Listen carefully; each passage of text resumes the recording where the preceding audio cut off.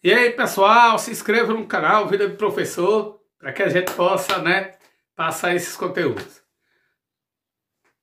E agora, pessoal, nós vamos continuar falando sobre revoltas durante a República Velha. A revolta de Canudos. Pessoal, Canudos, Cocorobó, aqui bem próximo da gente, é uma história trágica da República Brasileira. Começou mais ou menos assim. Um beato chamado de Antônio Conselheiro, que apareceu aí pregando, promovendo missas, se instalou na região onde hoje é Cocorobó, Canudos, onde precisamente é o açude de Canudos. Lá ele montou um arraial, um pequeno povoado, um povoado com tendências socialistas, comunistas. Fabinho, por quê? Porque era assim, pessoal, ó, a escola era pública para todas as crianças do arraial, ou seja, tinha escola gratuita, coisa que não era comum. Todos os sábados, não, todo dia, à tardezinha ocorria missas. Não era permitido bebidas alcoólicas. Todo mundo tinha uma moradia, porque uns ajudavam os outros e construíam as casas. As plantações, tinha uma parte da plantação que era individual, mas outra era coletiva, ou seja, havia comida para todo mundo. Então, na verdade, quando a gente para analisar como era o Arraial de Canudos, para a região da gente, naquela época, era o céu. Porque é o seguinte, meu pai já falecido, certo? Mas em relação a essa história aí, meu pai não existia. Meu avô era que poderia ser mais ou menos desse período. Mas assim, meu pai, para ter 3 meses de aula, o meu avô pagou. Não existia escola pública. No Brasil, república. Mas em Canudos, tinha.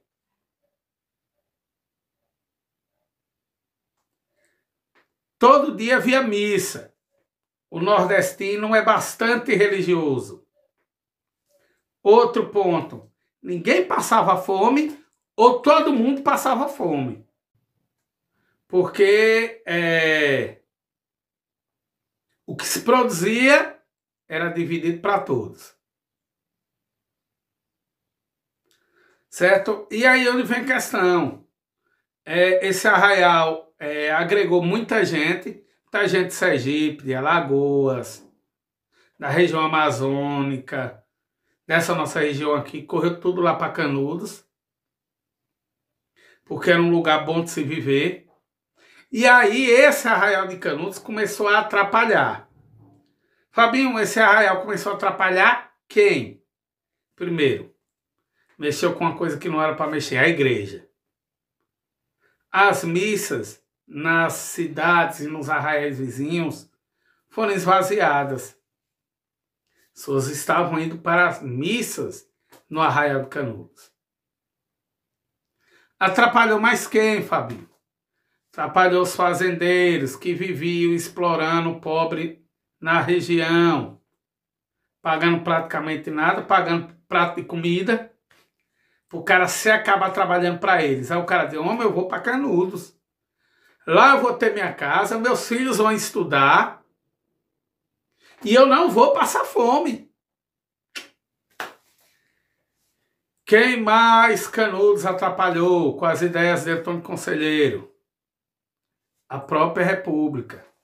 Porque ele dizia nas suas homilias na missa que a República é coisa do Satanás.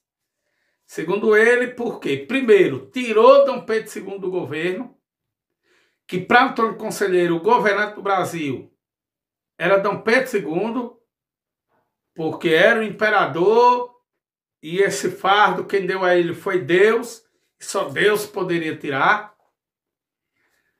A outra questão é que ele não admitia, não aceitava a certidão de casamento civil, para ele só valia da igreja, e a certidão de nascimento civil, para ele só valia o batistério. Ele que era coisa do cão, coisa da república, coisa do cão. E nas suas missas pedia para que ninguém pagasse imposto à república. Arranjou um problema grande. Por quê? 3 monstros terríveis. A Igreja Católica, na época, nesse contexto, viu, pessoal? Nada contra e contra todas as igrejas. Os fazendeiros e a República. E aí, pessoal, Canudos, quando iniciou a guerra, Canudos tinha quase 30 mil pessoas. Adustina não tem 25 mil a população. Canudos já tinha 30 mil pessoas. Imagina o tamanho daquilo ali. Era uma ameaça à república, era uma ameaça à igreja, era uma ameaça aos fazendeiros. E sem falar que a república não admitia as ideias socialistas e comunistas que estavam lá dentro de Canudos, de igualdade social, né? De tudo que a gente está pregando hoje. Então, foram feitas discussões de soldados, que a maioria delas eram sediadas aí em Jeremoabo, para destruir Canudos. E destruíram. No filme vocês vão ver. Certo? E destruíram Canudos. Para pagar essa história terrível, o governo construiu um açude. Onde a Canudos Velha hoje é inundada pelo açude. A Canudos que tem hoje, a Cocorobó que tem hoje, foi um assentamento que o governo federal fez na época, né? E assim, Canudos é muito dividida. Se você visitar Canudos hoje, tem aqueles que admiram Antônio Conselheiro e tem aqueles que condenam devido à morte de milhares de pessoas. Mas a história a gente tem que ver as duas vertentes, certo? E Antônio Conselheiro era considerado como Messias, um salvador, e que, de certo ponto, era um salvador para uma população pobre, humilde, que vivia explorada e parou de ser explorada e foi feliz pelo tempo que durou no arraial. Mas aí vocês podem fazer a leitura, fazer as interpretações que vocês têm dos fatos.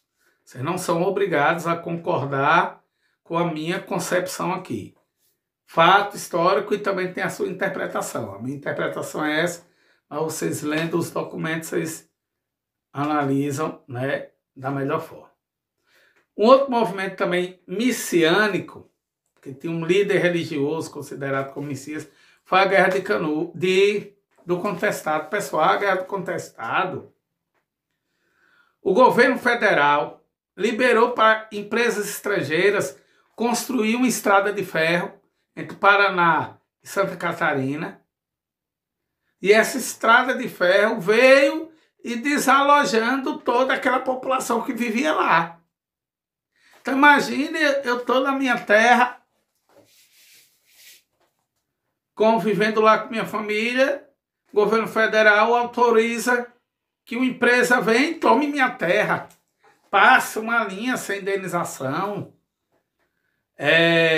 derrube minhas árvores, porque eles vão precisar construir a linha de ferro. Isso é terrível. Entendeu? E ocorreu a imagem de José Maria, que é uma imagem semelhante à de Antônio Conselheiro em Canudos. E a população se revoltou devido à miséria que estavam passando em busca de suas terras. E antes, o governo federal, pensando que o contestado poderia se tornar uma Canudos da vida, decidiu acabar logo com a revolta. Pessoal, foi usado até aviões para bombardear os revoltosos na época. que era uma novidade. Entendeu? Então, contestado também foi isso. Aí tem o tenentismo, que essas ideias socialistas, com a Revolução Russa, né, chegaram ao Brasil, a República era capitalista, e uma parte dos tenentes não concordaram muito com os encaminhamentos que estavam da República, e aí houve também a revolta do tenentismo, que resultou na coluna Prestes, que eram duas colunas de soldados dissidentes do Exército, muito bem armados, com ideias socialistas, que saíram propagando ideias contra o governo federal por todo o país. A coluna Prestes depois ela se dissolveu, alguns foram presos, outros fugiram, se exilaram em outros países da América. E por fim, né, para a gente terminar esse vídeo, né, eu vou falar de mais outros temas. Um é o surgimento do PCB, Partido Comunista Brasileiro, Partido Comunista aqui no Brasil. Não é preciso nem dizer que foi um partido que se originou devido às ideias socialistas implantadas na União Soviética.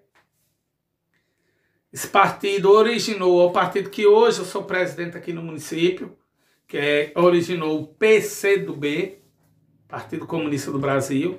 Então sou meio que suspeito de falar dessa história. Mas assim, ideias comunistas, socialistas surgiram no início da República como uma maneira de tentar fazer uma revolução e melhorar as condições de vida da população brasileira na época. Esse PCB ele foi jogado para ilegalidade, o governo proibiu a atuação do PCdoB. Vários integrantes do partido foram presos, né, mandatos cassados. Aí eles, para driblar essa fiscalização, entraram em outra agremiação política para meio que disfarçar, mas com as mesmas ideias. E depois nós vamos aprofundar mais. Então, esse temor que o presidente de hoje tem dos comunistas veio de muito tempo, e que é assim, nós não somos bicho-papão. Nós não comemos criancinhas. Viu, pessoal? Nós não somos bicho-papão.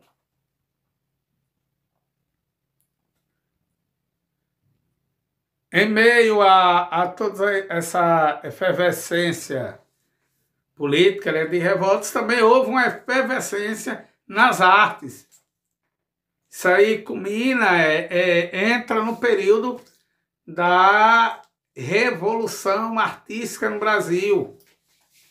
Né, o modernismo foi instalado com a Semana da Arte Moderna, em 1922, onde tentou-se criar uma genuína arte brasileira, pegando o que vinha da Europa, mastigando, botando tempero brasileiro e criando uma cultura, como é o nome? Antropofógica, que é uma cultura canibalística, né, que pega ideias da Europa tradicionais e mescla e muda e transforma em uma arte genuinamente brasileira. Não vou me aprofundar, sei que tem disciplinas que vai falar disso com mais até propriedade, certo? Mas um quadro que teve muito destaque foi o Abapuru, que é homem quem come homem, né? Mas na verdade quer dizer que essa nova cultura brasileira queria absorver uma parte da cultura europeia e criar a nossa. Pessoal, valeu, um forte abraço, muito obrigado pela atenção e não se esqueça, se inscreva no canal para a gente divulgar esse nosso trabalho. Valeu, e estarei ainda hoje postando a atividade lá na plataforma, para que vocês possam concluir mais essa etapa de estudos. Valeu!